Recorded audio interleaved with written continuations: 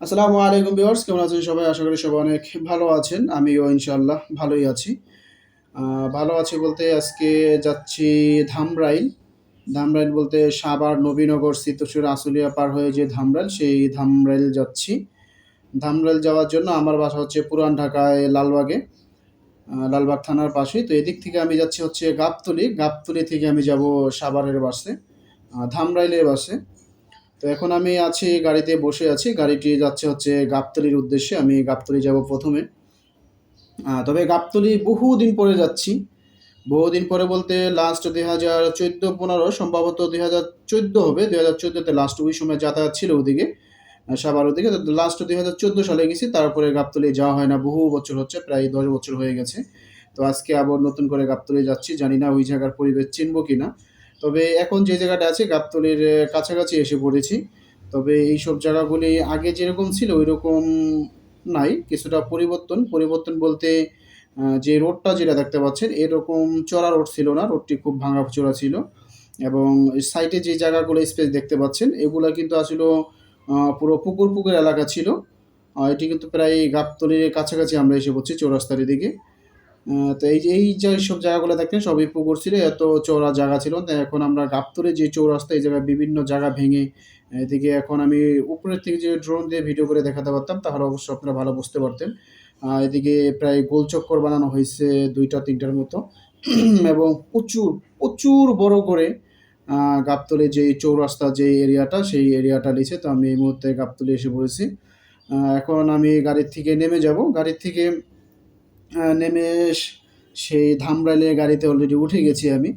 তো এই মুহূর্তে আছি একটি ফ্লাইওভারের নিচে। এই জায়গায় জ্যাম লেগে আছে। জ্যাম বলতে এটা হচ্ছে সম্ভবত জায়গাটা চিনতেছি না। অনেকদিন হয়ে গেছে এইসব রোডে আসা হয় না। তো এটা জায়গাটার নাম সঠিক বলতে পারলাম না।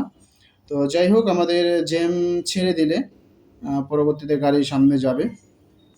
জ্যাম ছেড়ে দিছে, আমাদের গাড়িও চলে যাচ্ছে। এই মুহূর্তে গাড়ি চলে যাবে। তবে সাভার ওইসব এরিয়া পার হয়ে প্রায় সাভারের কাছাকাছি আমরা এসে পড়েছি। এই জায়গায় যে মার্কেটটি দেখতে পাচ্ছেন, এই জায়গায় হচ্ছে যে দিন মজুমদার যারা আছেন, দিনে শ্রমিক, এরকম শ্রমিক কেনা-বেচা হয় এদিকে। এদিকে সকলেই সবাই এই জায়গায় এসে পড়েছে।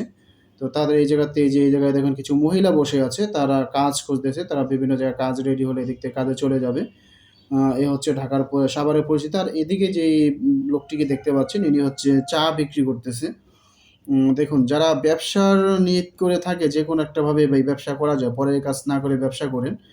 আ এই লোকটি হচ্ছে সাভার যেই ফ্লাইওভারটি আছে, ফ্লাইওভারের নিচে একটি চায়ের টুকরি নিয়ে বসছে। তার বেচাকেনা মোটামুটি খুবই ভালো। তো সাভার, আশুলিয়া, নবীনগর, স্মৃতিসৌধ সব পার হয়ে আমরা এসে পড়েছি প্রায় ধামরাইল।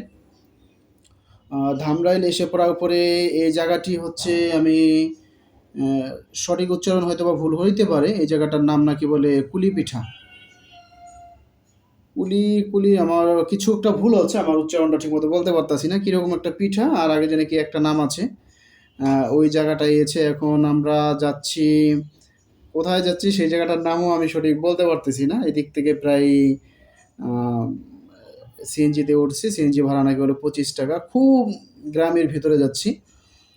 ওই জায়গায় কিছু কাজ আছে। তো গ্রামের এইসব জায়গার গ্রামের রাস্তাগুলি খুব ভালোভাবে করেছে।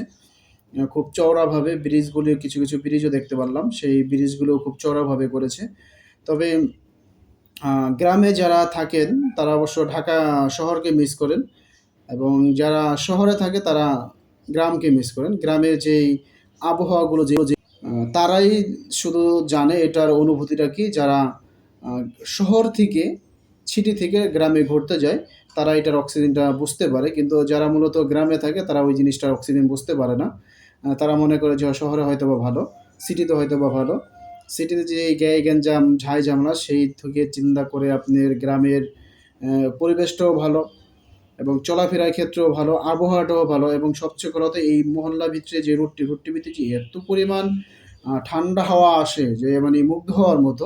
শহরে কিন্তু আপনি এরকম কোনো ঠান্ডা হাওয়া পাবেন না। আবার এদিকে একটা রিসোর্টের মতো করে রেখেছে। একজন ব্যবসায়ী, এদিকে রিসোর্ট ব্যবসায়ী বিকালবেলা এইসব জায়গায় খুব জমজমাট থাকে। এরকম খোলা পরিবেশ শহরে কোথাও পাবেন না যেদিকেই ঘুরতে যান। তো এইসব জায়গাগুলি ঘুরতে খুব ভালোই লাগলো। তো আমি আজকে প্রায় আমার গন্তব্যস্থানে এসে পড়েছি। তো আজকে এই জায়গা নিয়ে বিদায় নিচ্ছি। আসসালামু আলাইকুম।